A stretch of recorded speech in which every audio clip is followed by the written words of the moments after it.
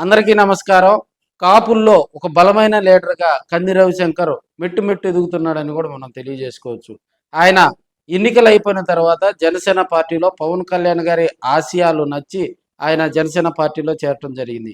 ఆయన జనసేన పార్టీలో చేరిన తర్వాత ప్రధానంగా కాపు ఉద్యోగులు గాని, కాపు కమ్యూనిటీకి సంబంధించినటువంటి వివిధ సంఘాలు వీరందరూ కూడా ఆయనకు మద్దతు తెలియజేయటం జరిగింది. అదేవిధంగా కాపు టీచర్సు, కాపు ఉద్యోగులు, అదేవిధంగా కాపు రాక్సు, అదేవిధంగా కాపు ఎంప్లాయీసు, అదేవిధంగా ఇంకా కాపు యువత వీరందరూ కూడా కంది రవిశంకర్‌కు మద్దతు తెలపడం జరిగింది. ఆయన వెంటే నడుస్తామని, అదేవిధంగా ఇక్కడ పవన్ కళ్యాణ్ వారసుడిగా కూడా ప్రకాశం జిల్లా వ్యాప్తంగా కూడా కంది రవిశంకర్‌కు బలమైనటువంటి లీడర్‌షిప్ ఇచ్చేందుకు కాపులందరూ కూడా సన్నద్ధమవుతున్నట్టుగా కూడా సమాచారం తెలుస్తా ఉంది. ఎందుకంటే ప్రధానంగా ఒంగోలులో కాపుల్లో వివిధ పార్టీలో లీడర్స్ ఉన్నప్పటికీ కూడా జనసేన పార్టీలో చేరినటువంటి కంది రవిశంకర్ మీదే వారికి అందరికి కూడా మంచి ఆదరణ ఉందని కూడా తెలియజేసుకోవచ్చు. ఎందుకంటే ఇప్పుడున్న పరిస్థితుల్లో బలమైన ఓటింగ్‌గా ఒంగోలు కాన్స్టిట్యుయెన్సీలో బలమైన ఓటింగ్‌గా చెప్పుకునేటువంటి కాపుల చూపంతా కూడా కంది రవిశంకర్ వైపే ఉందని కూడా మనం తెలియజేసుకోవచ్చు.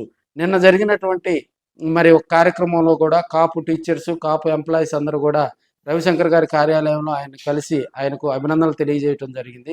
రాబోయే రోజుల్లో జనసేన పార్టీ తరపున రవిశంకర్ గారు మరిన్ని పదవులు పొందాలని. ఎందుకంటే నామినేటెడ్ పదవులన్నీ కూడా కొలిక్కి వస్తున్న వేళ జనసేన పార్టీకి సంబంధించినటువంటి పార్టీ పదవులు కూడా పవన్ కళ్యాణ్ గారు ఒక్కొక్కరికి కేటాయింపులు జరిపే వేళ మరి ఒంగోలులో కొన్ని కార్యక్రమాల్లో యాక్టివ్గా ఉంటూ ఇక్కడ ఎమ్మెల్యే దామచర్ల జనార్దన్తో సన్నిహితంగా ఉంటూ కాపులకు ఆరాధ్య దైవంగా కాపుల్లో బలమైన లీడర్గా ఉన్నటువంటి కంది రవిశంకర్ గనక ఒంగోలులో మరి జనసేన పార్టీలో ఒక మంచి పదవి గనక ఇస్తే రాబోయే రోజుల్లో కాపు కమ్యూనిటీ మరింత బలపడుతుందని.